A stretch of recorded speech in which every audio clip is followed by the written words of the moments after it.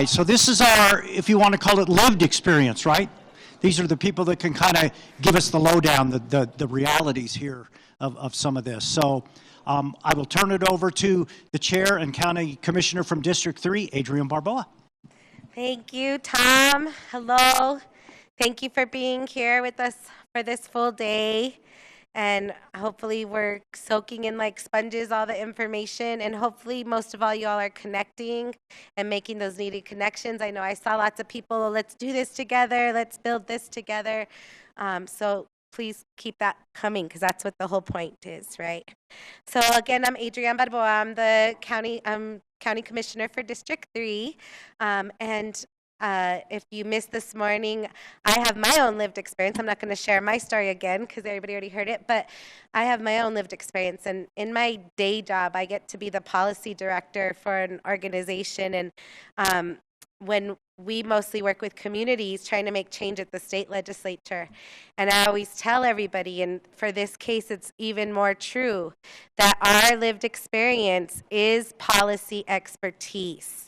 So while others are reading books and making up ideas and people are looking for models, places, you actually know what we should be doing. These folks up here know what we should be doing. The lived experience that our families experience, you know what we need. And that's what our county, our government, our city, our state need to hear from you so that we can actually do something about this. So with that said, I am so excited. I'm not going to talk much because all the expertise is right here in front of us. We have this beautiful panel of folks that have lived, and they're here to share the parts of their experience, their stories, their knowledge, because they want to save lives, just like we're talking about today. Let's keep New Mexico alive. And so we'll introduce everybody as we get to them. Well, actually, I'm going to name folks. We have our speaker, sort of like a keynote for this panel, is Nico Morales from No Halo, New Mexico. Yes, thank you.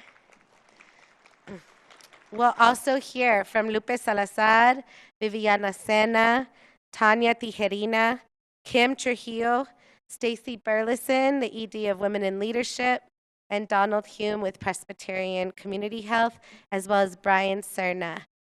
So I'm going to just be quiet and give it away to our wonderful speaker, Nico Morales from No Halo, New Mexico. Thank you, Commissioner. A little bit easier. On October 14, 2012, New Mexico had the highest person on the planet. And I don't say that jokingly. His name is Felix Baumgartner. He was in the air 24 and a half miles, 128,000 feet. That's 4 times higher than your average plane. Some of you guys may remember this. It was a world record, Red Bull Stratus mission. This gentleman took the hot air balloon all the way up to the farthest place in space, and then he leapt. He jumped out of this balloon, basically, and free float all the way down to the ground here in New Mexico. There's a couple things that I think we can take from Felix to apply into the situation that we're here today. Felix had to use strategy and support to survive. Individuals who are using fentanyl, they need to survive, and they need support and strategy. May I ask just a quick moment, how many of you guys have been in a hot air balloon? Okay. How many of you guys have been on an airplane? A little more.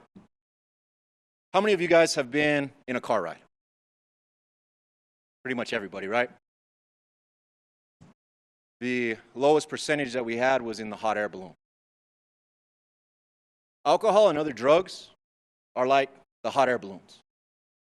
Unfortunately, New Mexico is very known for them. We see them all across the city.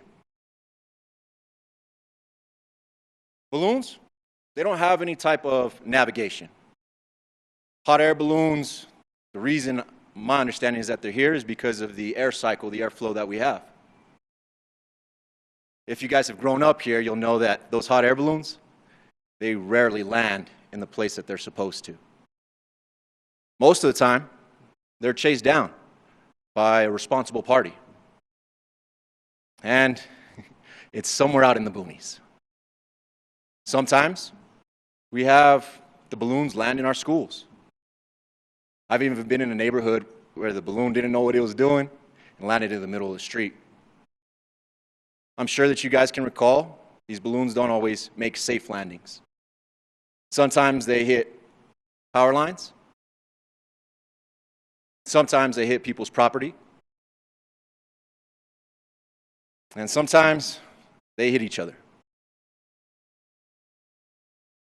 Felix Baumgartner, he wasn't in a normal balloon.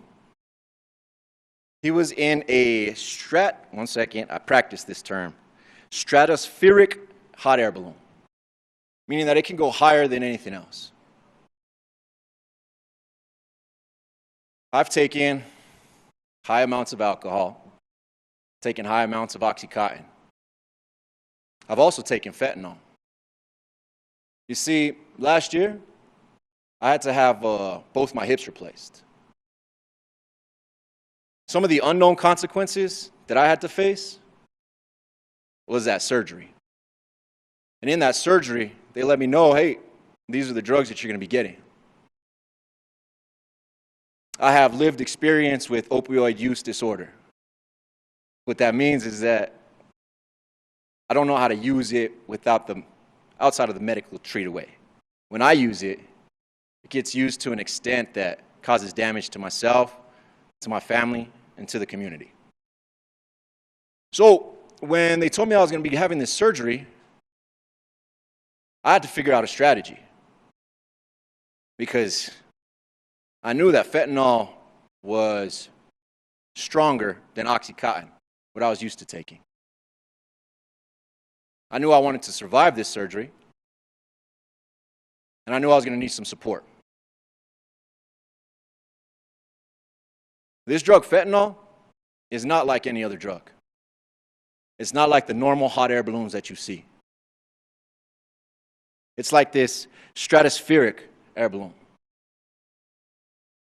The people that take it, they go very high. And it's very dangerous. You see, without the proper training, without the proper support team, and without the proper strategy, there's not really a way that you're making it back. As you guys saw, there's a small amount in here that have been on a hot air balloon ride.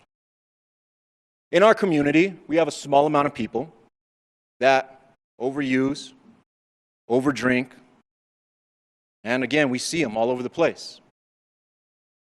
What we're beginning to see is individuals in these higher hot air balloons. They're going to need support. They're going to need people on the ground. One of the common themes that I hear working with the individuals that I work with is, well, I saw my parents do it. I saw a guardian do it. I saw somebody that I admire and that I respect overdrink, smoke something, use something. So these individuals, they're not seeing the substance as being extra harmful because they're looking at the behavior. They're repeating behaviors that they have seen around them. We just finished October. You guys saw the hot air balloons. How many times in our community do we drive down the street and see somebody on their own balloon ride? These behaviors, well, they either get ignored, they get put down, or if they do get addressed, they're addressed with a malice, a stigma. I've been in my own hot air balloon. I stopped riding them. I decided to get on the ground and be part of the support system that these individuals who are now in the stratospheric balloons are going to need. I call you guys to action today. Are you riding in your own hot air balloon and pointing at someone else in that stratospheric one, saying, hey, you need to get out? Or are you on the ground preparing for the crash landing? Are you setting up areas so that property isn't damaged? Are you ensuring that if somebody runs into an electrical line, they have the things that they need to survive afterwards? Again, fentanyl is not like these other drugs and alcohol that we have. We cannot approach the survival technique the same way that we have with the other ones. My question to you guys today is, will you help individuals survive by putting together some sort of support and allowing them to be a part of the strategy instead of telling them what strategy to use? I'm tired of seeing all these hot air balloons. And I'm even more tired of people in hot air balloons pointing at those in stratospheric ones. Let's go ahead and get on the ground. Let's get our feet together, lock arms, find strategies, create support, because people need to survive. Thank you for your time.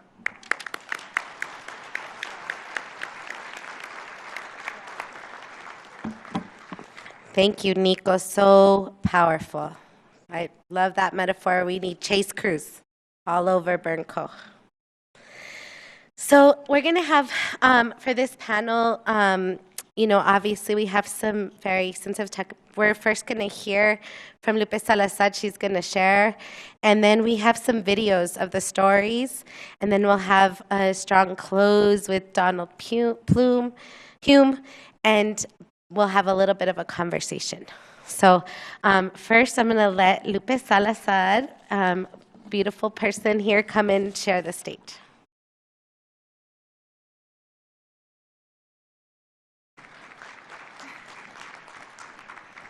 Hola, everyone. My name is Lupe Salazar, and I'm native from Española. I'm norteña, everyone. I am a daughter. It's important that I share. I'm a daughter. I am a partner. I am a mom. And I am a saya to 9 grandchildren. Due to the opioid epidemic that wasn't acknowledged, I am parenting all over again to 3 grandchildren. The youngest one arrived about 2 months ago. She's 3 months old now. And boy, I love her with all my heart, but it's been a life-changing experience. It's kicked me in the ass. Oh, can I say those like that? Okay. I cuss a lot.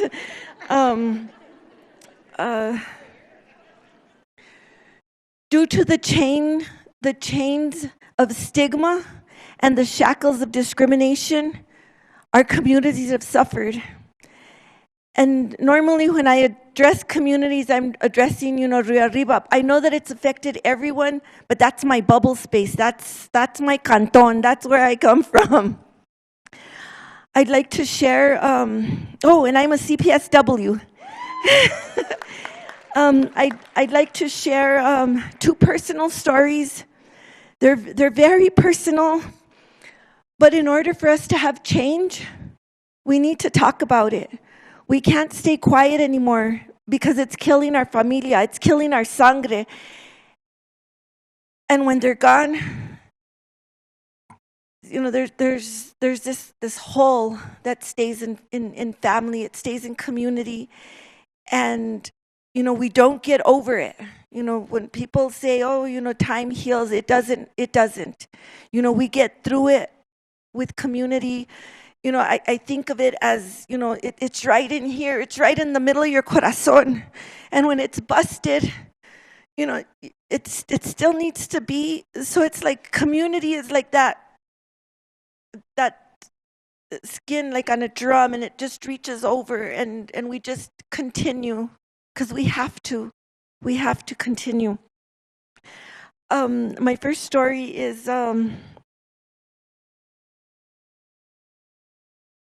my granddaughter, Moon. She has a different name, but I call her Moon. She is a survivor of fentanyl. She is a survivor of meth. The walls of stigma kept her from her parents. See, when she was born, my son, when the opioid crisis hit, there wasn't any more heroin. It stopped coming through, and it baffled me. I thought to myself, how can, I know there has to be heroin or something similar like it in the pharmacy. How can we not pull that out? We're giving them methadone and Suboxone. How could we not do that? But we didn't. And fentanyl came into the picture. And so my son went from using, heroin to fentanyl.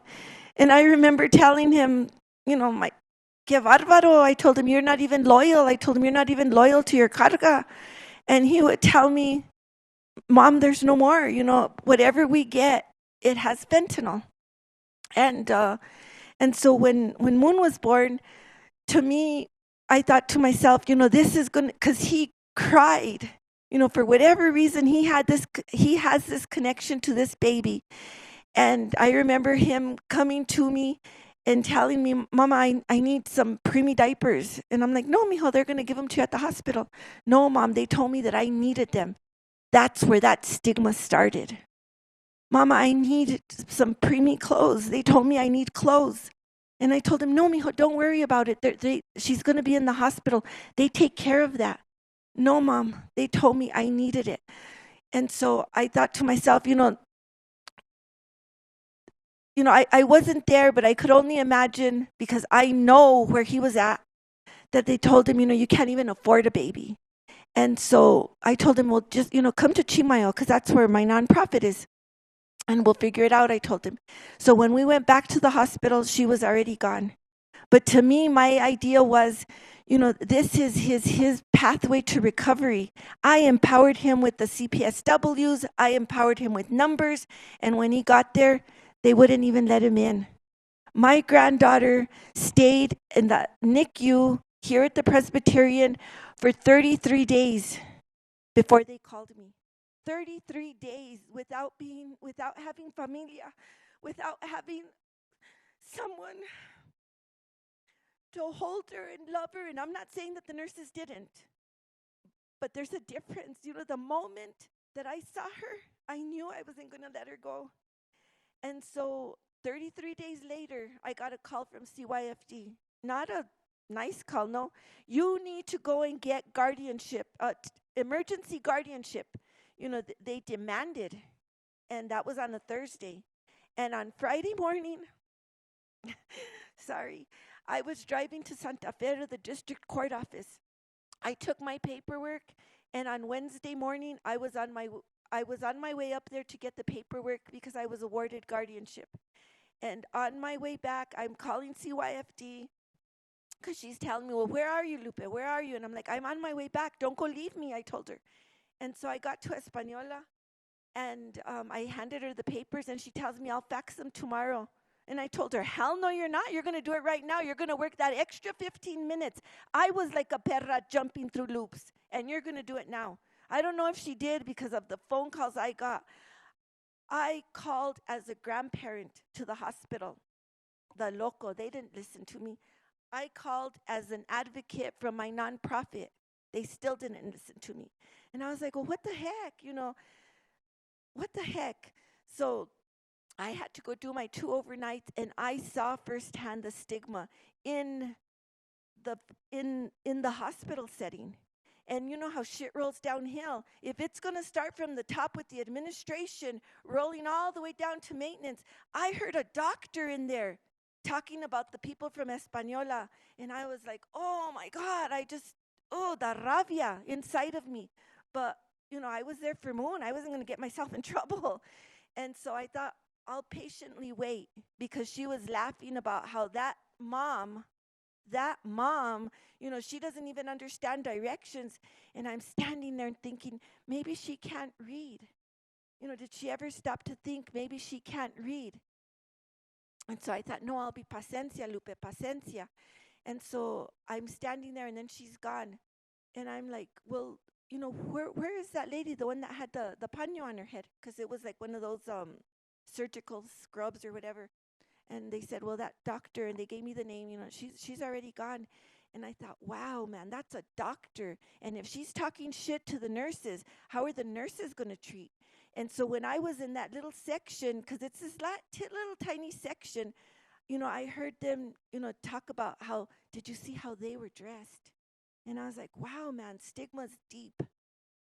I'm sharing this with you today because, just like you said, people are struggling. And it is up to us. We need to shine that light. We need to be that example. It's not easy, but we need to do that. There is a pathway to recovery. I know there's a pathway to recovery because I see it all the time. I see it every day. Our CPSWs, they're amazing.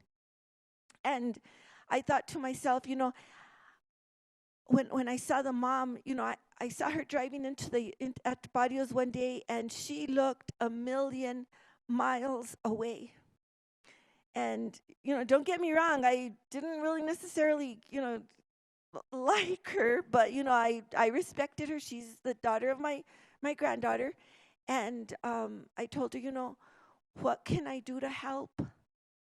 And she looked at me and she tells me, Lupe, I'm tired of the way they look at me. She tells me, I love my daughter. And I told her, I know you do. And she tells me, but I hate the way they stare at me. I hate the way they talk at me. She tells me, I know I'm sick, but I don't know how to get better. And I told her, I'll help you. But it's like, where does one go when there's so many people that are just stacked against you? You're never going to make it. You're never going to do it because you're just this, you're just that. That's why I'm here today, because if we share our lived experience, then we can look for hope. We can try and find some answers together. One person can't do it alone, but a group of people, we can move mountains. So, she tells me, I couldn't even get updates of my daughter. She tells me, I didn't know anything about her because they wouldn't call, my son's phone because it was his phone, even though he wore both of the bands. And I kid you not, he wore those bands till they were like just a little piece of string. And he would tell me, Mom, do I take it off? And I already had Moon, and I told him, take it off. And he tells me, but I'm afraid to take it off. And I tell him, don't take it off, mijo. There's no one's going to come and take her from me. I have guardianship of her, to protect her, to keep her safe. But to me, it was like, my son is not the first addict. And unfortunately, he's not going to be the last. But together, we can come together and we can make sure that we give them the support and we can talk to them and we can listen. Sometimes some of the most amazing answers come out of our own mouths. It's just that when there's somebody there pointing fingers and mocking and ridiculing, and, we're too scared to even open our mouth and speak. That's one story. My Moon's thriving. She was born at 3 pounds. Now she is 9 pounds.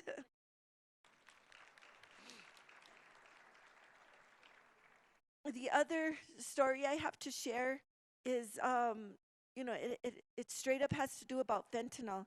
Fentanyl, came into our community and kicked us in the ass. It has floored us.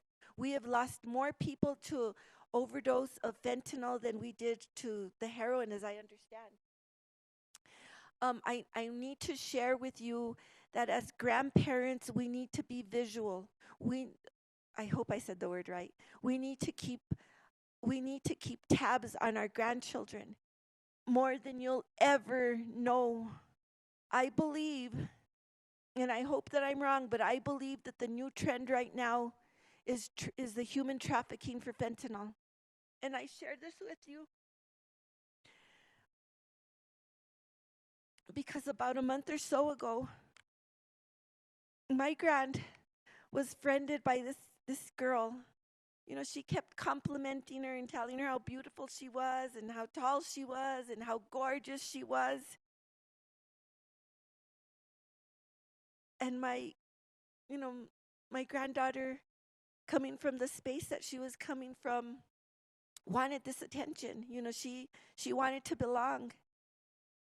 And on a Friday after school, she left the school with this girl. They left walking. The counselor saw her. She didn't stop her. She didn't pull over and say, what the hell are you doing walking down the street? Get in my car. She let her go. My granddaughter was traded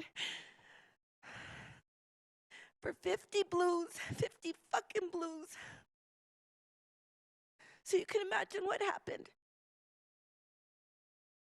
He's out. His mom has some pretty good attorneys at bat for him.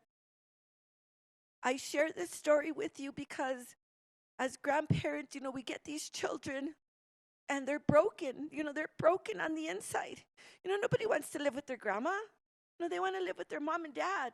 But if mom and dad can't, we take them in because that's what we do. That's what people from northern New Mexico do around the state, around the nation. And so we do as much for our grandchildren that we can. And these phones have, we give them these phones because we don't want them not to have. We don't want them to be the only one. Because I remember my son telling me, she's going to be the only one, Mom, without one. And I was like, Serio?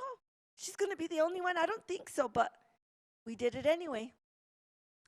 And the social media, the things that they have out there is crazy. Those Snapchats, it is crazy. I mean, there's kids. They're just little chavalos that are out there with those assault rifles, girls holding pistols, vaping, smoking. I mean, just doing horrible things.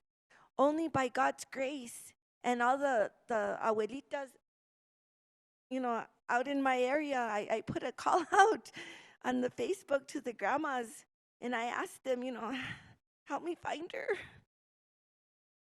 And they did, Somebody recognized a bathroom. Can you believe that? They recognized a bathroom. And that's how we were able to find her. Yeah, I know. There's so many young girls that go missing. And I see them, I see the posts on the Facebook and in the news. They're gone and then, they're found. But if that's the case, if that's what's happening, then we need to move. I was at a meeting not that long ago in Rio Arriba. They were gathering data. I was like, what the hell are we doing gathering data? We already know we have a problem. Are we going to struggle like we did with the opioids? How many people have to die? How many people do we have to lose? How many families do we have to break? Before someone, pulls up their bootstraps and we move forward. I say we just keep moving forward. We can't wait for data. What does that even mean? What does that even mean? I am still baffled with that. When they told me that, I was like, I don't even know what the hell that means. But, I share these two stories with you because they're from my lived experience.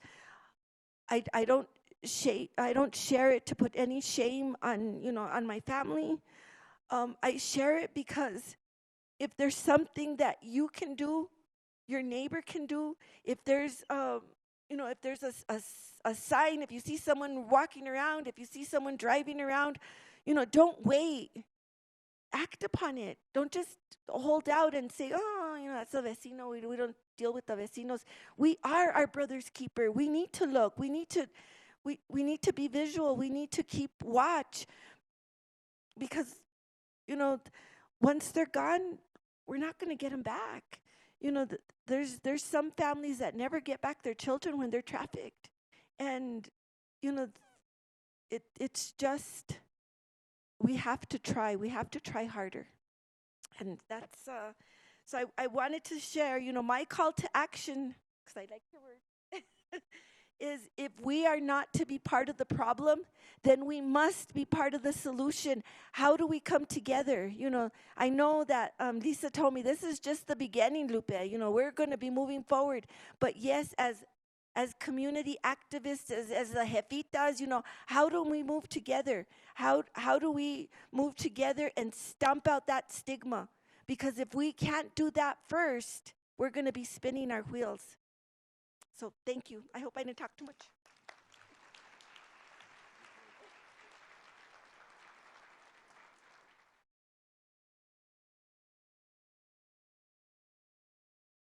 Thank you, Lupe. Thank you so much, Miss Lupe Salazar, sharing. Whew. So, like I said, we're gonna, because some of these stories are obviously so personal.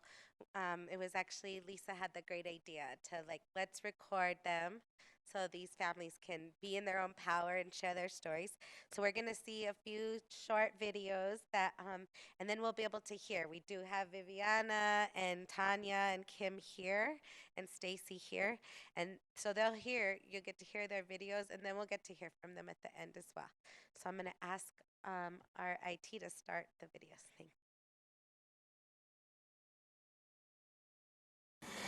Thank you. I'm joined by Viviana Sena from Albuquerque, and she is currently dealing with the loss of a family member of her daughter, who she obviously loves incredibly.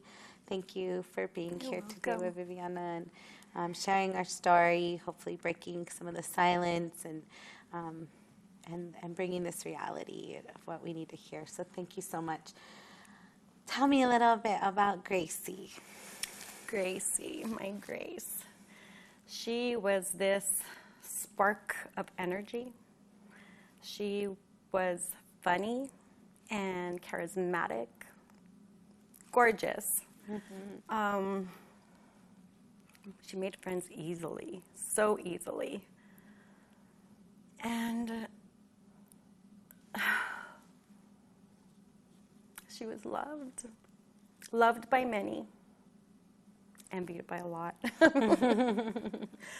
Smart. She was top of her class. You know, she was very smart. I thought she would graduate way up there, but you know, she got in high school and things changed, friends changed, you know, they want to find who they are. And she was still up there in grades though. She was always very bright, very smart. Yes. So when this happened to her, addiction and fentanyl and drugs, it was just like, I couldn't even believe it. But she started when using her senior year of high school. She was a cheerleader, a flyer, and she got dropped from a stunt. And she hurt herself. She hurt her back. And I took her to the doctor. They gave her ibuprofen 800, sent her to physical therapy, and she wasn't really taking her ibuprofens because she was like, they don't help me anyway. She's like, so she would go to physical therapy when she could, but because of cheer, it was hard for her to go as often as they wanted her to, so they cut her from physical therapy. And then she had a friend who was working for a pharmacy. And that friend, he's not a friend, but he gave her her very first oxy. When she was a senior in high school. I didn't know. You know, she told me this after the fact. And that's part of the problem with pills is it's so you know, it's almost like, oh, a doctor gives you pills. Yes. And oh, these are prescriptions. And because they think, oh, it comes from the pharmacy. It'll be fine. Okay. It'll be okay. And I think maybe that In was her her head. She was like, oh, it's from the pharmacy. I'll be fine, you know. So I didn't know about that. She graduated, you know, everything. We stayed in Vegas until the end of 2016, her last year. She did her one semester at Highlands, and then we moved her to Albuquerque. And when we moved her to Albuquerque, that's when things changed. She started working at this establishment, and one of the girls there was selling drugs for her boyfriend. And that girl got Grace and a few other girls, from what I understand, really, really hooked. Really hooked. I know you on this journey. What do you wish you had known early on? Drugs don't discriminate. Fentanyl doesn't discriminate. It will never discriminate. And a matter of fact, they're targeting people that look like your daughter. And that is so, so sad. Horrible. And it's, no parent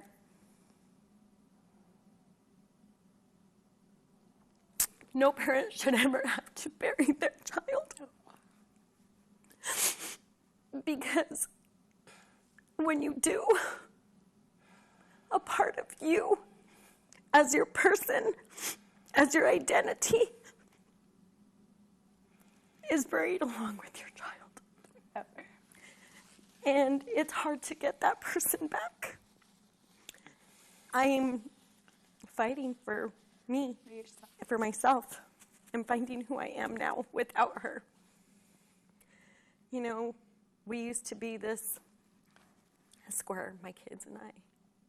Now we have part of that leg missing, and we're just a triangle now. But it was always us four against the world. I would always tell them that. It's us four against the world, guys. Yes. We need to hear from our communities that have dealt with it, what's needed and how we actually combat this.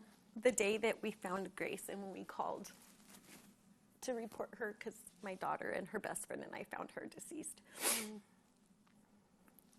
When APD showed up and AFD showed up, there was no compassion for us. There was no compassion when we told him that she was a recovering addict, that she had been in recovery. There was no compassion for us. I'm sorry. And there was no compassion I felt. They chased me out of the room, so I don't even know if they even had compassion for my daughter. And I pray to God they did, because I don't know. But when they were talking to us, there was a few that did, that were compassionate. But I think because it's so much and they see it so often, they have desensitized themselves. Yeah. And I get that. But for the families, Need it. we need it. I know. We need to feel like our child mattered. And our child was somebody, not just this drug addict that you found. No. Or that some family called you about. She was much, much, much, much, much, much more than just that. Yes. Gracie was amazing. Her addiction did not define who she was. Yes, exactly. And I know how you felt. I shared with you about my father, and I remember for years the doctors and the times when he had like a kidney or a stroke failure, and they'd even almost tell us like, why do you keep saving him? And he was my father. Because he's my father. Yeah. Exactly. They're your loved one, and you're going to fight no matter what. And that's what I'm doing. I'm continuing her fight. Because she fought. And she tried. She tried. And she didn't fail. She was human. Yes. But her fight has now become my fight. And her recovery is now my recovery. Because I am trying to recover broken pieces of my heart and try to put them back together and try to recover who I was and try to recover our lives, not only for me, but for my kids and my grandkids. A life without Grace and some kind of normalcy for us. Hello, Tanya, and welcome back. Now I'm joined with Tanya Tijerina from Albuquerque, who currently has a family member who is living with the disease of addiction to fentanyl. And she lives and works around this with her and her family every day. Thank you so much for being willing to share your story with us, Tanya, today. I'm very thankful to have you here. I'd love to just hear a little bit about your loved one. What are they like? What about them makes you smile when you think about them? So I can start by saying that my daughter is a beautiful young lady with the biggest dimples and the biggest brown eyes and curly, curly hair. And she's just the most beautiful, sweet thing. She was never mean or ugly. She was never selfish. She was always the kindest spirit. And from the time she was small, people gravitated towards her. She loved music and she loved to dance. And, you know, she started in the Albuquerque High nursing program that they have there, you know. And that was her dream, was to be a nurse. And so she started that early, her senior year, with the hope of going on. You know, she registered for college after graduation. She did those things. She was on the right track. I couldn't be more proud of her. And all it took was meeting the wrong person, and for them to challenge her and to tempt her, and for her to find herself in a position to where she thought it would be okay. Yeah. She had no idea what she was getting herself into. No. You know, and that's just been such a hard struggle. But to see her fall the way she did, and to see her in such a vulnerable, broken place. You know, and I have sat with her so many times when she cries and she says, "Why me? Why me?" And it's so hard to hear her speak those words. So I just think it's so important that us as parents know that they don't mean for this to happen either. It's not a life that they choose. It's not a struggle that they want. But it's so powerful that once they're in so deep, they really don't know how to get out.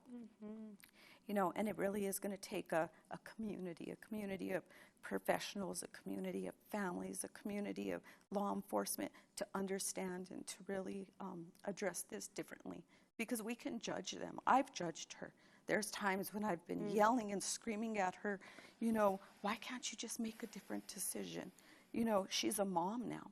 You know, you need to be a mom for your children, and there's so many times when I have unrealistic expectations. And that's me as a professional working in the field.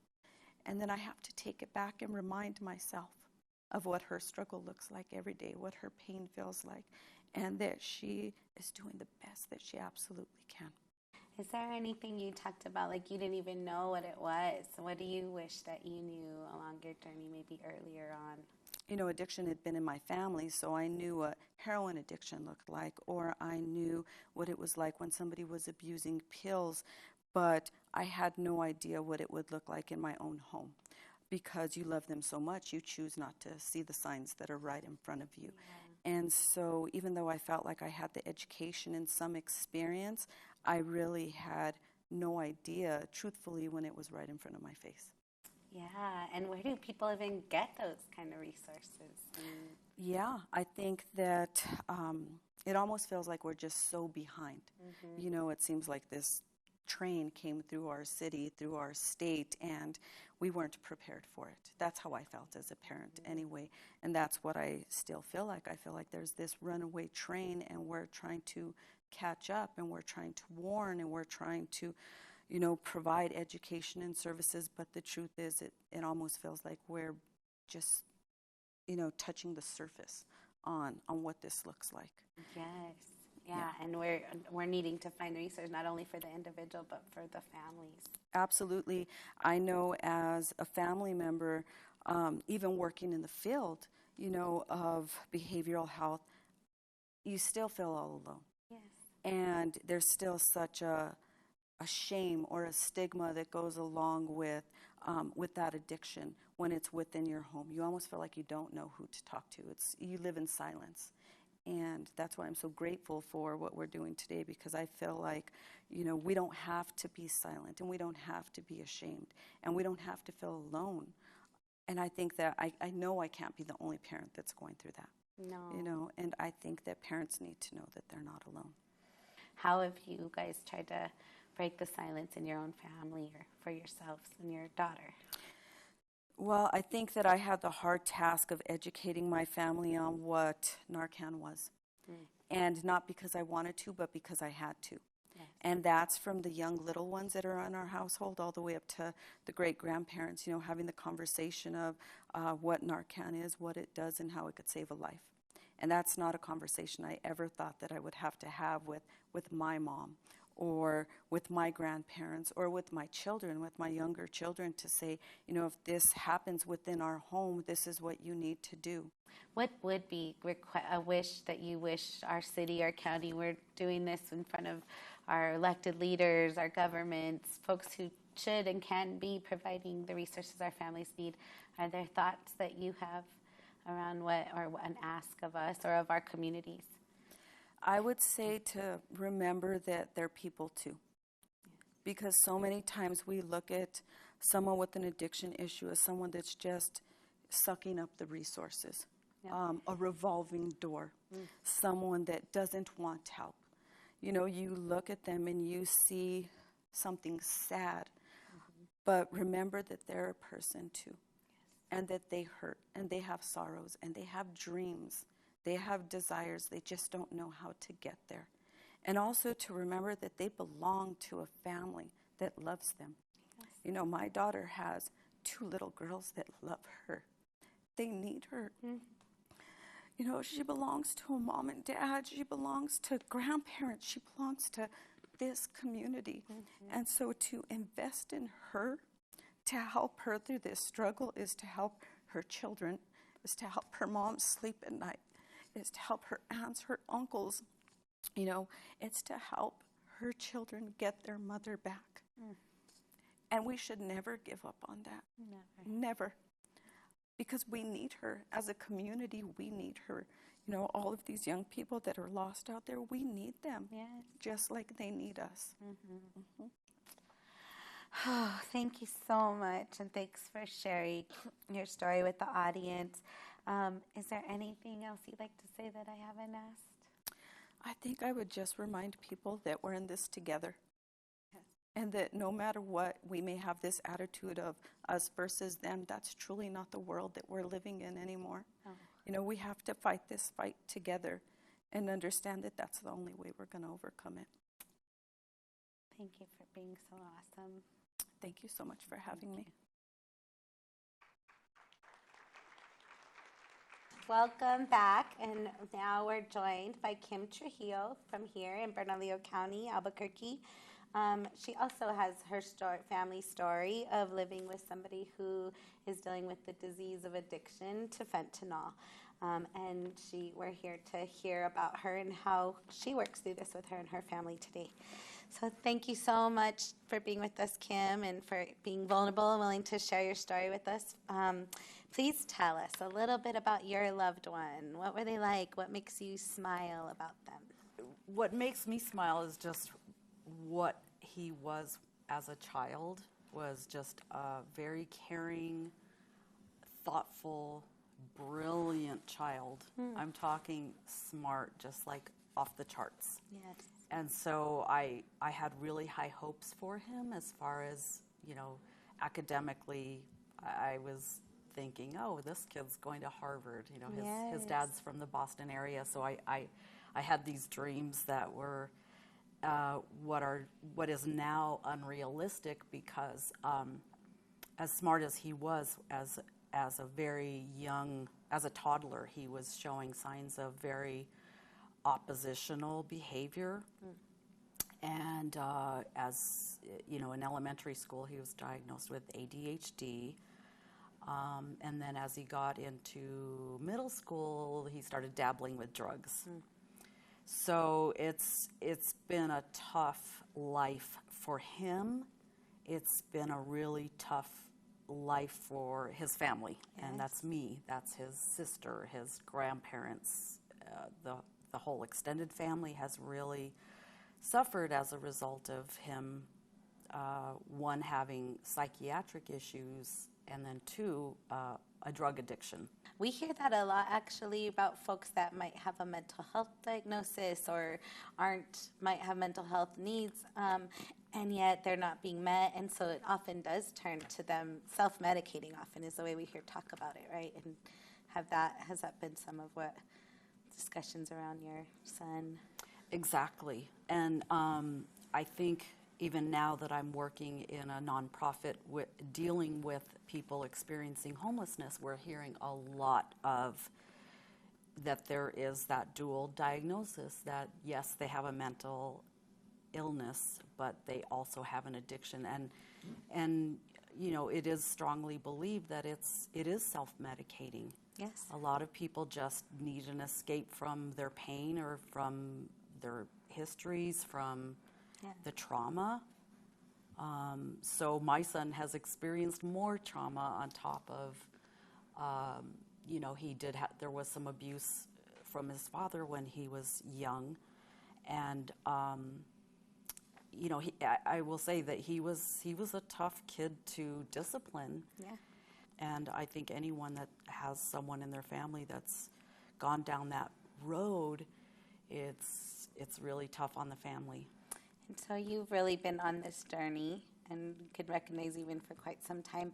What would you wish for others that might be going on this journey, or for other parents that might be in the same place or beginning in the same place?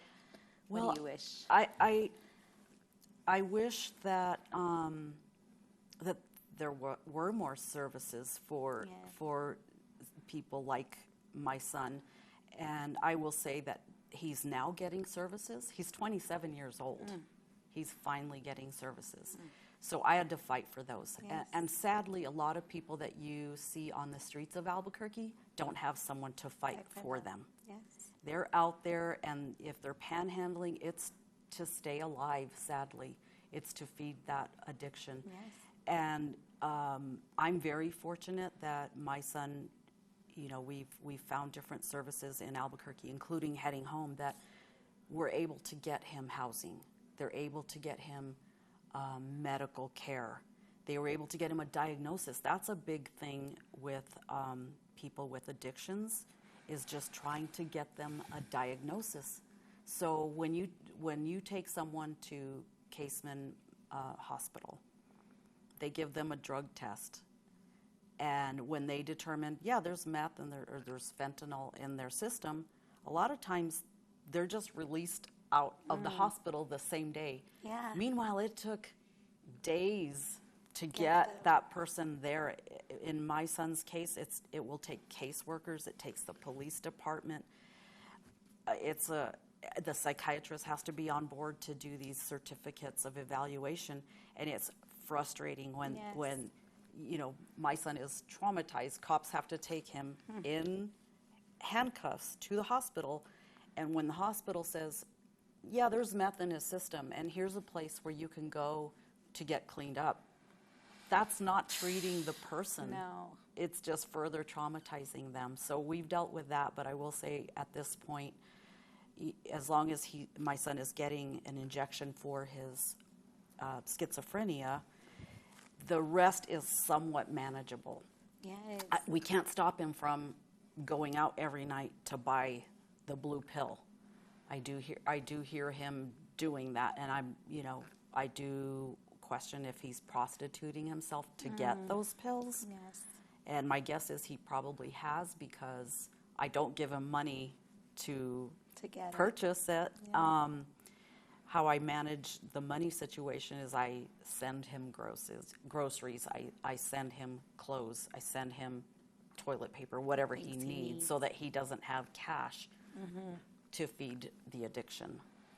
Oh, and it's so hard. Thank you so much for sharing, because it explains both the desperation that folks are in to get some kind of thing, and that this is a disease. That's why I call it the disease of addiction, and that we have to treat it like that, with a healthcare lens that's ongoing and compassionate and has care surrounding it. Thank you so much. But I do think it's getting better. I mean, the fact that this forum is happening, that the city is recognizing this is an issue that impacts all of us. Because when we see people on the street, and it's heartbreaking, you know that mental illness is a huge component, but the drug abuse is too. And all of those folks are somebody's son, daughter, yes. Absolutely. Loved Or parent. one. Parent, loved one. Yeah. Yes. Yeah. Thank you so much. And I just appreciate you're inspirational to me. So thank you so much for sharing. And is there anything that I haven't asked that you'd like to say or mention? I could talk about this all day long. We're excited. Just because I'm happy that this is being done. That we have to create awareness. We have to. We have to talk about drug addiction. We have to talk about mental illness. We have to talk about homelessness. Yes. Again, it impacts all of us. Hello and welcome. I'm so honored to have with us today Stacy Burleson from Albuquerque. She also is dealing right now with a family member who has is living through the disease of addiction, specifically to fentanyl, and she lives with this in her family every day. And so we're very thankful for you to be here to share your story with us, Stacy. Thank you for having me, Commissioner. Yes, it's wonderful. So please tell us about your loved one. What are they like? What about them makes you smile? Well, it's my oldest daughter. Her name is Nicole. She's a really great mom. She's a really great person. She has a great personality. She has 3 kids. Her, like many other kids, just got hooked in with the wrong crowd, and she started using fentanyl, and it just really took her really fast. Thank you so much again. You've been on this journey, sounds like, with your family, and what do you wish you knew early on in this journey? I wish I knew early on in the journey when I started selling drugs how this really would affect a person's family, how it affects the whole entire family and for generations to come. You know, when I sold drugs, I just didn't really think about or realizing, you know, they say a drug dealer ruins at least 500 families, and now I think about the damage that I done, you know.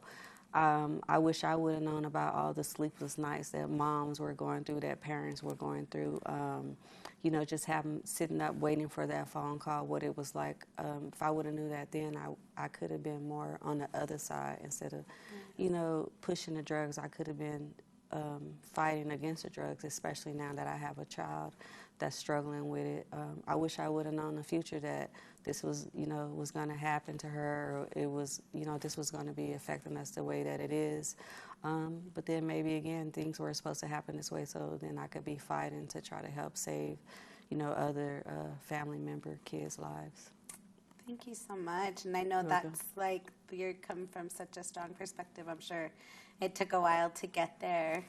What do you have advice or thoughts for families that are going through similar things? My advice is to not give up, to educate yourself, to educate the whole entire family, to talk to your children, to let them know, you know, not to be taking anything from any person.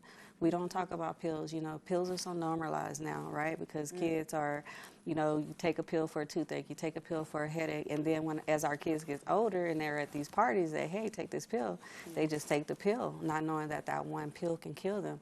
So it really starts at home. We really got to start talking to our kids. We got to pull these drugs up on a PowerPoint, on something. We have to show them to them, and we have to let them know that it's dangerous. And if you take this pill, that you, more than likely you are going to die.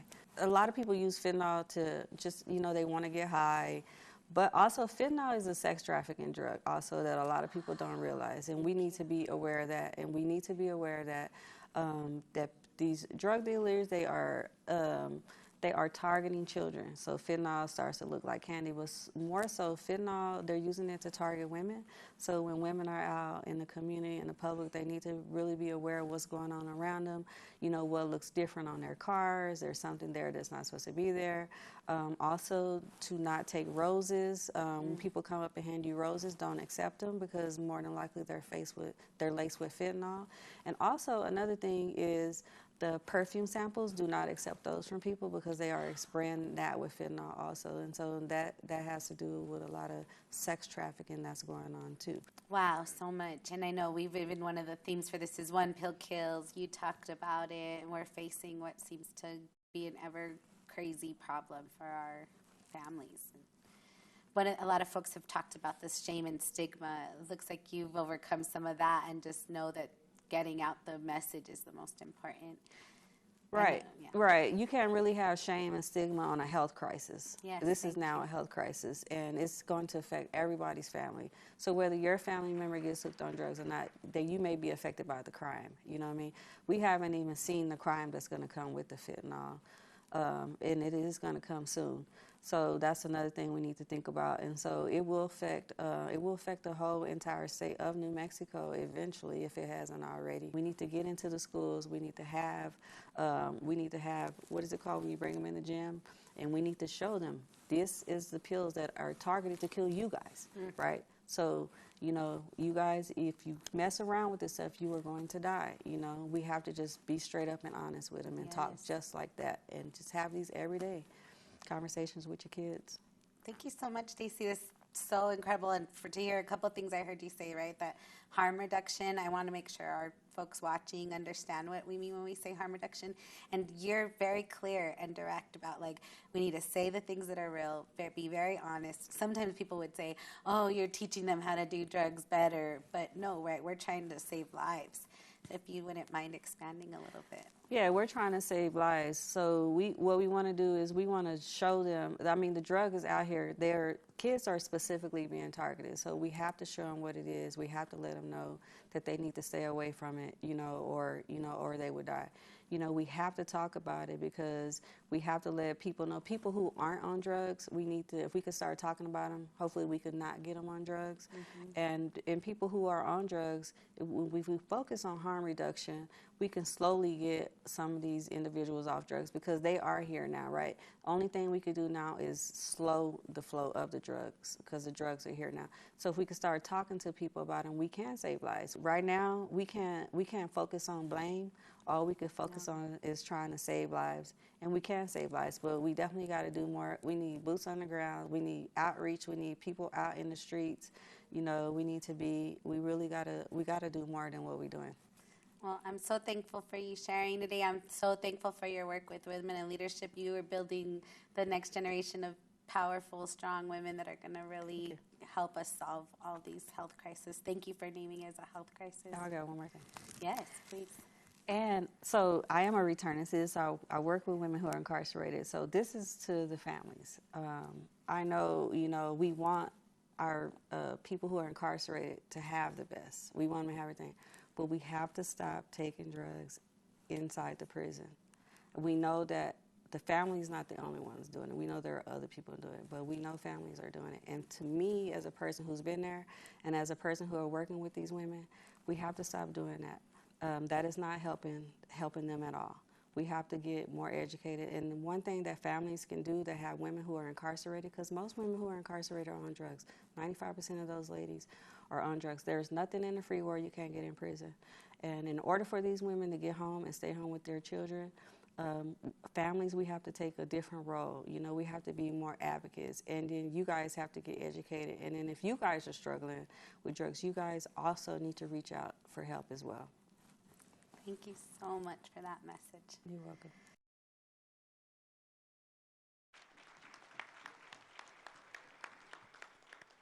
Wow. If we can, let's give one more loving round of applause for our families.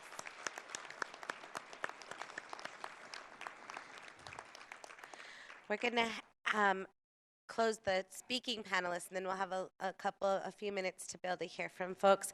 But I'm excited. I've got to meet as the county commissioner. He serves on our addiction treatment advisory board. He is a long time. He has his own personal lived experience. And as a matter of fact, today is 30 years that Mr. Donald Hume has been clean and sober.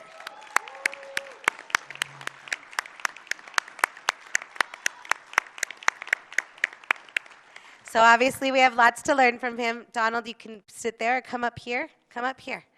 Yes, thank you, Donald Hume. He also works for Presbyterian Community Health, sorry. If I can do. Oh,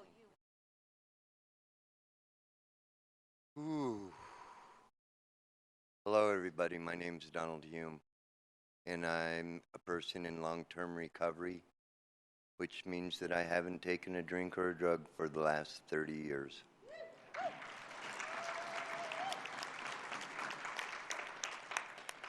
And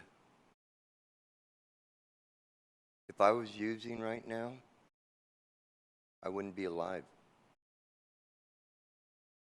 This fentanyl epidemic, this fentanyl drug, whatever you want to call it, is different. It's different. I was an IV drug user for 22 years.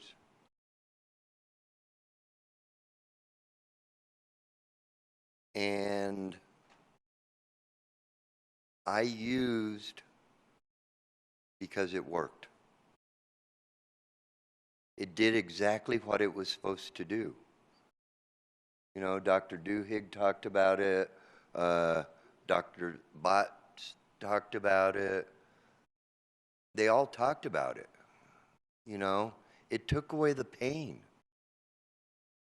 It took away the physical pain. It took away the emotional pain.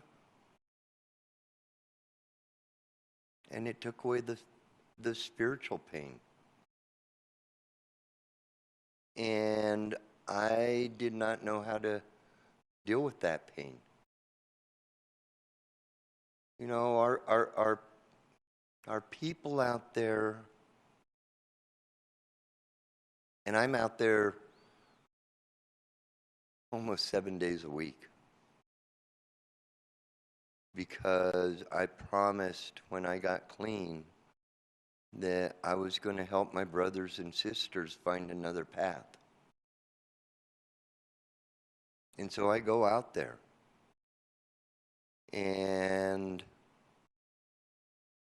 I feel their pain. And it's different than the pain that I had. It's the same, but it's different. You know, I lived with the pain of the physical pain. I lived with the emotional pain. You know, we all of us deal with some form of trauma. And we all deal with that trauma in a different way. Well, I guarantee you, if you were to try a substance to deal with that trauma, and it worked, you would continue to do it. Because it worked. It's still working for some of those people out there. Not because it makes them feel good, but because it takes away the pain. And that's what we get to address. We get to try to find a way to help them live with the pain that they have. And it doesn't matter what caused that pain. You know, when I was growing up, they used to say, oh, it's because your mom put you on the toilet backwards. No, it isn't. You know, that isn't the pain that I was dealing with. You know, it's a pain that lives in our community. You know, it's the pain of watching all the stuff that happens. You know, it's the pain of parents having to both work to make it by, to get by. The pain of having to be raised by grandparents, as loving as they may be. You know? It's the pain of walking to school and your friend getting a ride. You know, it really doesn't matter what the pain is. What matters is it's painful. And what matters is that we, as human beings, have a responsibility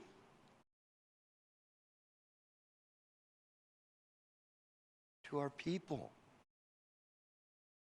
And it doesn't matter what ethnicity you are. It doesn't matter your culture. It doesn't matter your belief system. It doesn't matter how much money you got in your pocket. Oh, it's empty. It doesn't matter.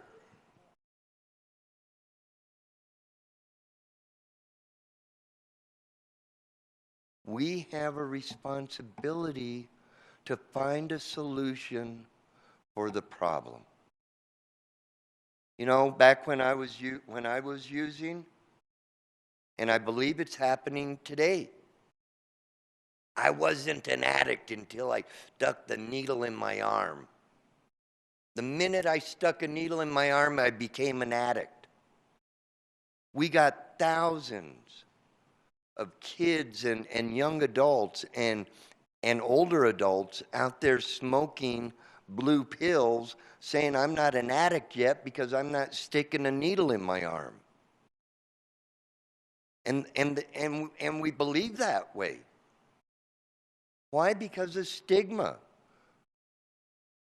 Why? Because of things that we've been taught, things that we were told, things that we believe that might be true. We've got to erase that stuff.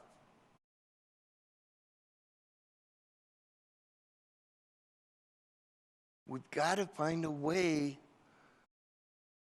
to bring our people back in, to capture their heart.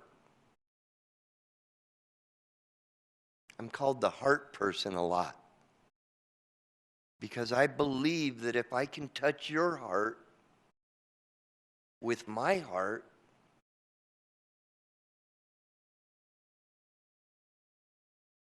we can save things.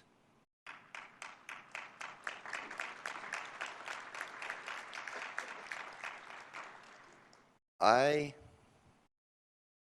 work for Community Health, Presbyterian Community Health. We are the only successful peer support program in the emergency rooms in the hospitals to date. I've got the most amazing team in the world. And I'm going to tell you why. Because those individuals walk into the emergency room every day. And I'm not going to tell you the numbers because I don't know for sure. But I think out of all the overdoses that I've seen this week, which might be about maybe 10 or 15 overdoses, only one of them wasn't fentanyl. Of all ages. And they show up and they walk into that emergency room and they offer their heart to people. And they try to make follow-up calls to some of those people. And on the other line, they say, I'm sorry, but my son passed away from an overdose 2 days ago.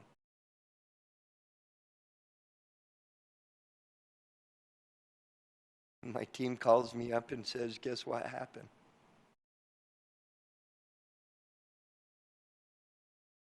And I get to be with them. I get to be present with them.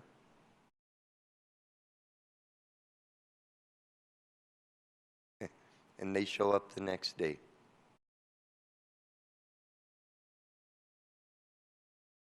It's not easy.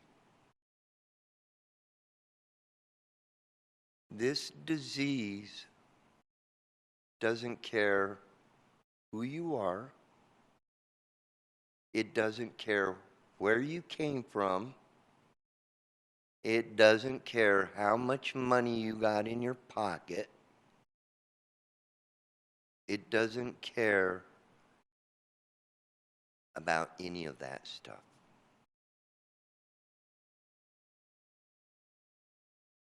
What it does is it takes your soul and it takes your heart and it rips the souls and the hearts out of the people that love us.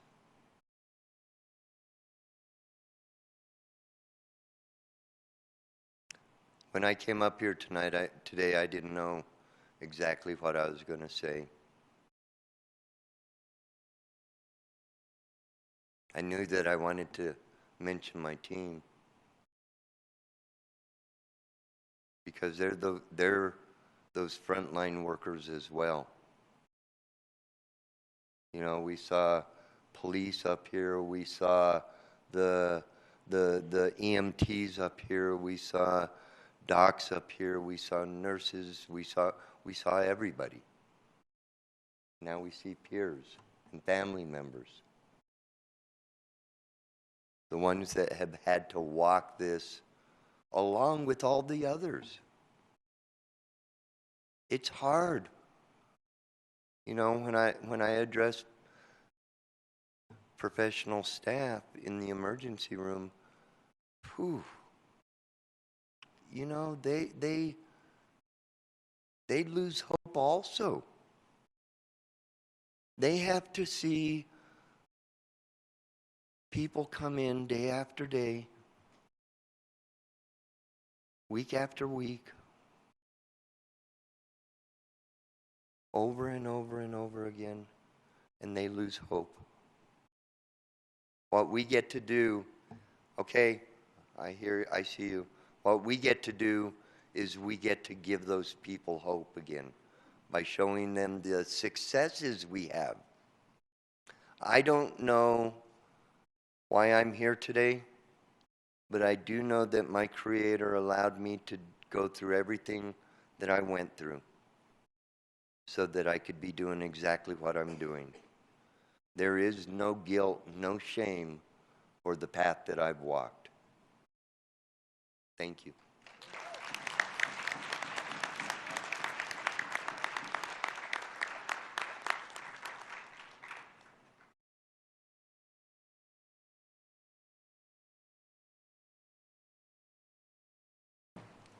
Thank you. What amazingness, right? Thank you, everybody, for being so vulnerable and willing and courageous. We're experiencing courage here, right? So I wanted to start. We have a few minutes. I wanted to make sure we have Brian Sena here, and I know Tanya. When we had talked after we did your interview, we had talked about what are some of the signs, and I know Brian's here, wants to share from. What are some of the signs that families can look out for? Sure. All right. Just here? Yes, if that's cool. Yeah. If this works. Hello? Is it working? Hello? Can you get his mic on? Adriann, Okay.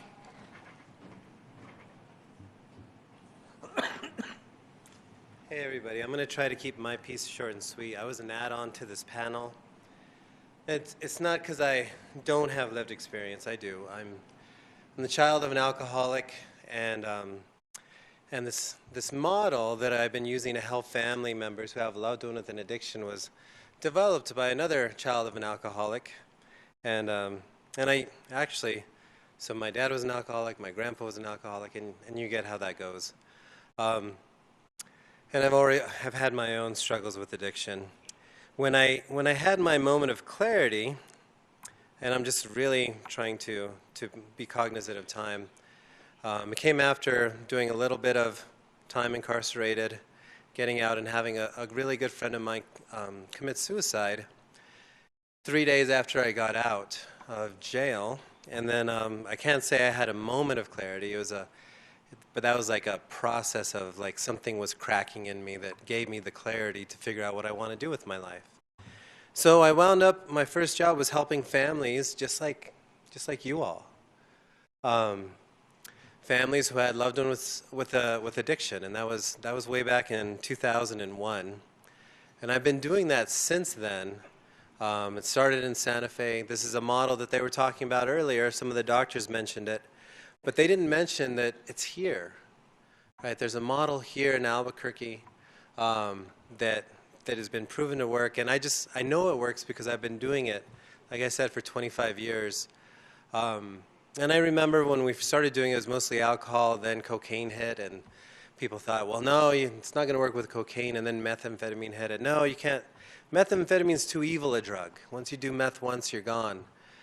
And, you know, this whole day feels a lot like that, you know. Fentanyl is different. But we deal with different every 10 years. I have no idea what the scary thing is going to be next time, but it might be just an aerosol released at a party. You know, it really could be that way. But, you know, that's to say, you know, we have this group in Albuquerque. It's called the Family Empowerment Project. Anybody can go. It doesn't matter if you have insurance. It doesn't matter if you can pay for it or not. We actually have funding to develop this pilot project. And, you know, there's one in Albuquerque, there's one in Santa Fe, there's one in Roswell run by Dr. Bob Phillips, who's hanging out here in a purple shirt. There's one in Rio Rancho, there's one in Peñasco, by the way, there's one in, you know, other places. And we're about to add more sites around the state. But what I really just wanted to say was there is hope, and it doesn't matter the drug. There's hope for people with addictions, for those family members. And, you know, I'm also a family member. I have an adolescent and a young adult at home, and I get to practice some of these things that I'm going to tell you with my own kids, you know, and I have to. Because, like everybody said, addiction doesn't care. Not only doesn't it care how much money you have, it doesn't care what your job is, right? So a lot of times we wind up working with family members who are in our field. You know, they're social workers, some of them are peer support workers, some of them are just people in recovery who are now worried about someone else with an addiction, and those are the people we help. And what we do in our groups is we teach people, we give them coaching on how to handle situations so that they stay safe, that's still influential, and they can kind of guide behaviors. They can't control anybody else, but what we do in our program is two things at the same time. Is we try to strengthen family connection while keeping the family safe, financially, physically, and emotionally from the person with the addiction. And traditionally in American culture, it's like either you're enabling or you're putting distance between you and your loved one. You're kicking them out, cutting them off. It's nonsense. You can actually still have a relationship with your loved ones, and you should. And that's what I'm hearing today from the panel, is of course you should. And it's not all, and it doesn't mean you're enabling, right? And that's what we do, is we just work with families. Every family is unique. We help families determine, is this helpful, is this not helpful? And enabling, by the way, you know, just giving people practical tips. And enabling doesn't always mean you're being nice.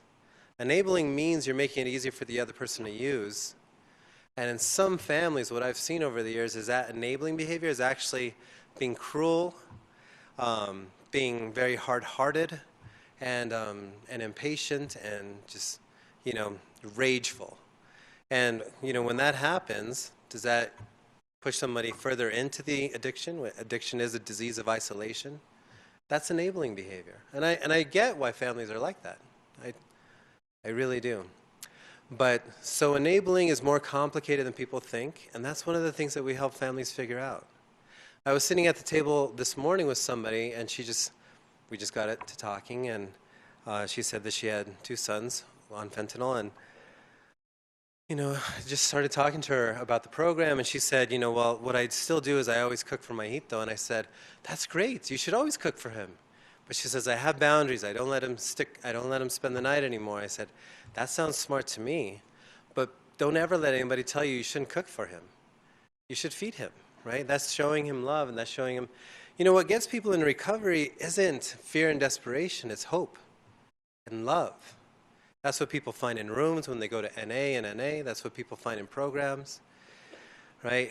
And what we try to do is help people find that, keep that, protect it, nurture it in a family while having boundaries. And you can do both at the same time. So that's, if you want to know more about that program, you can talk to me afterwards. I also did a video. We were next door. It's called the Family Empowerment Project. Family Empowerment Project. We're empowering families how to help their loved ones with addiction. And we've been doing it a lot of years, and we would love to help anybody who needs help with that, because I do know how heartbreaking it is. And so, thank you.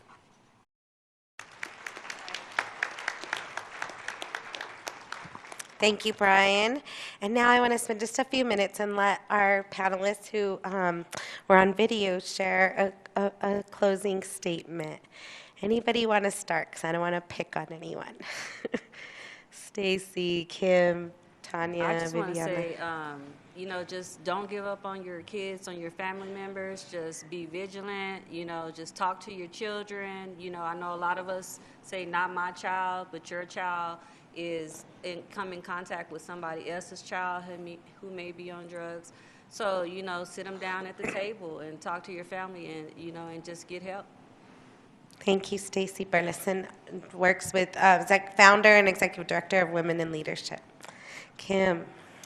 I want to thank you for having me on this panel.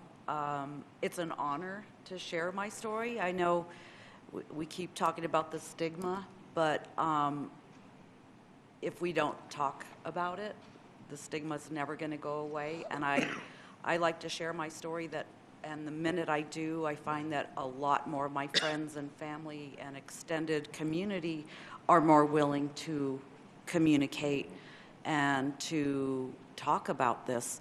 And the more we talk about it, the more we're going to be able to support people facing addiction and mental illness. So I think this is a good start to just have our community talking. So thank you again. Thank you, Kim. Tanya. I'd like to say that if you don't know by now, addiction impacts absolutely everybody. And if you're one of the very few that it hasn't touched your life yet, consider yourself to be blessed because it's coming and it's going to come for us all. That's the community we live in, so we can try to work together now or we can wait till it's knocking at our door and we never even saw it coming. Let's work forward, not backward. Yes, thank you. Viviana. Well, I just want to thank you and everybody that put this event together, all the speakers. I share Grace's story in the hopes of helping others, you know, just in the hopes that when they hear her story and her struggle and see her picture and they know that it can happen to anybody, anybody. I always thought, not my child. Never. I never imagined it would be my child until it was my child. So I share her story in the hopes that if I can help somebody else reach out and seek help and get treatment, then I know she did that.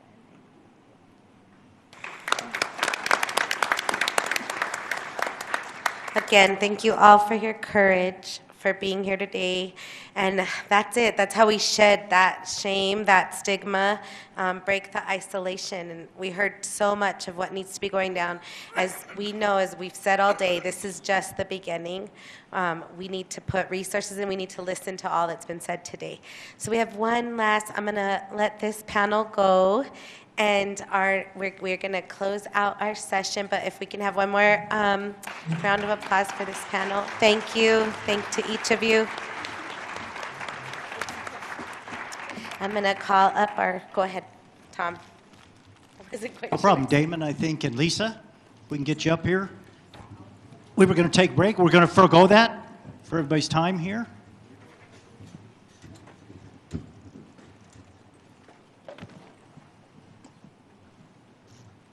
It was a great panel, wasn't it? I think we did really well today.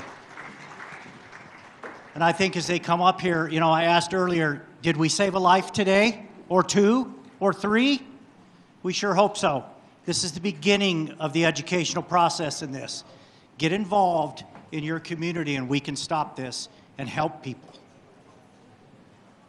Lisa Sedillo-White, this was her idea, her brainchild of bringing everyone together. Thank you. Thank you all. And good afternoon, good evening, going into the evening. My name is Lisa Sedillo-White, and I'm one of the Bernalillo County Deputy County Managers, and my division is General Services. This afternoon, we've heard all about the dangers of fentanyl in our community. As part of the campaign to keep New Mexico alive, Bernalillo County and the City of Albuquerque have partnered with Media Matched, a marketing consultant, to create marketing in and around our community on the dangers of fentanyl. We will start the marketing campaign with billboards and the wrapping of city buses. Rainbow fentanyl is in states, it's found in 20 states in the United States, and including New Mexico. So at this time, starting, we will have, these are the signs that you will see on the dangers of fentanyl in our community. All families and children need to be aware of the dangers of the illicit drugs that may contain fentanyl. Fentanyl comes in many forms: fake pills, various colors, and laced in other illicit drugs.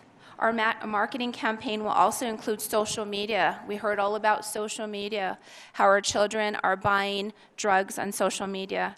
As part of our marketing campaign, we'll advertise the dangers of fentanyl and promote treatment to those suffering from an addiction to fentanyl on all social media platforms, such as Instagram, Snapchat.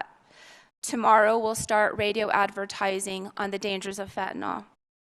This very evening, on channels 4, 7, and 13 at 10 p.m., our very first commercial will air on television, which will now be played for your viewing.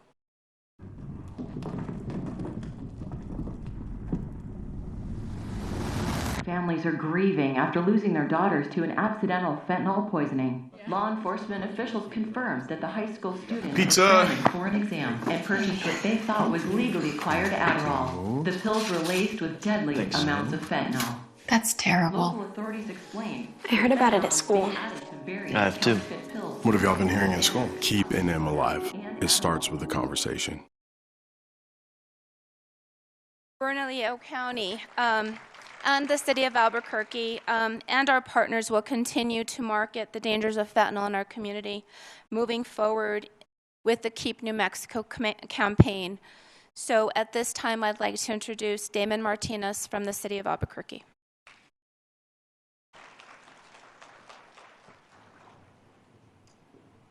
So hello.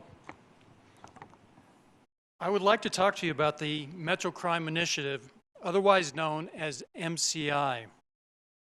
Last year, Mayor Keller convened MCI, and this year continues as the second year of it. MCI brings together community stakeholders, such as Bernalillo County, the courts, and community organizations on specific topics related to public safety. Today, let me speak about one MCI initiative involving fentanyl, which will be proposed at the upcoming legislative session. So, as background, in 2015, New Mexico changed the asset forfeiture law, which caused local law enforcement to forego receiving funds from criminal investigations. What is currently occurring is that federal law enforcement agencies like the FBI, DEA, are conducting criminal investigations.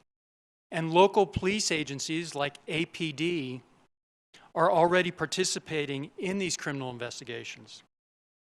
If the federal agencies seize assets, however, the local police agencies do not receive a share of the seizure because of the criminal state law.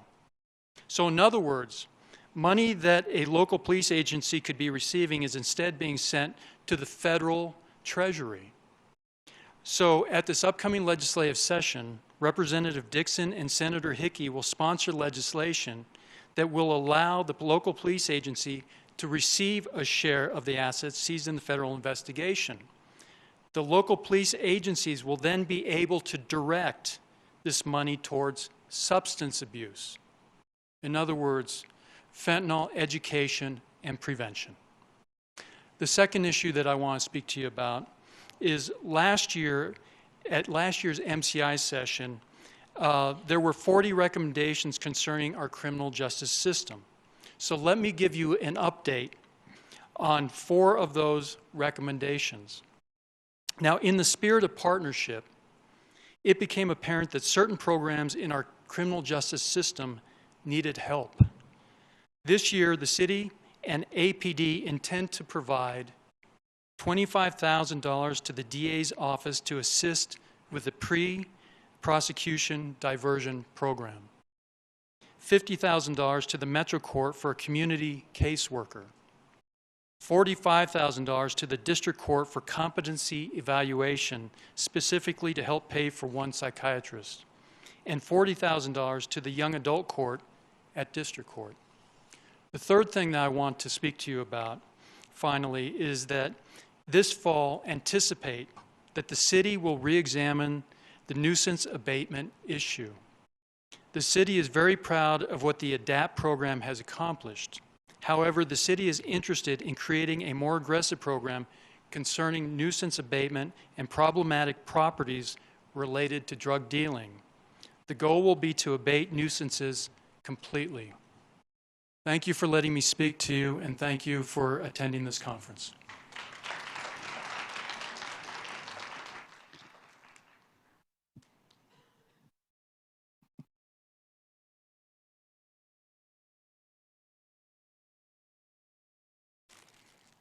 Well, I know we're running short on time, but I wanted to one more time recognize Miss Lisa Sedillo-White.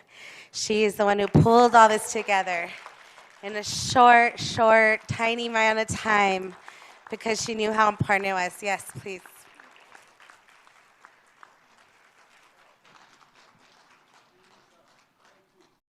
And last but not least, there is candles right outside. We are going to hold a candlelight vigil this evening for folks who can make it, for the families. So we'd love for folks to join us if you can. There are candles outside, and we'll be holding in the plaza, in Civic Plaza. But I wanted to let Miss Lisa Sedillo-White close us out. Once again, we appreciate all of your time. We appreciate everybody that has been here all day. It's very evident to all of us how important our community is and for keeping our community healthy.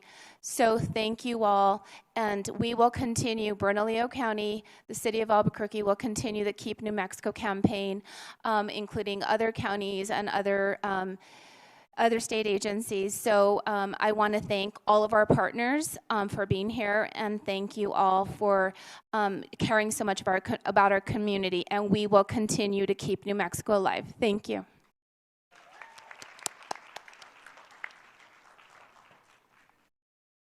Thank you all. Hope we see you outside. Thanks to County Manager Bucket. We have some flowers for you too over here.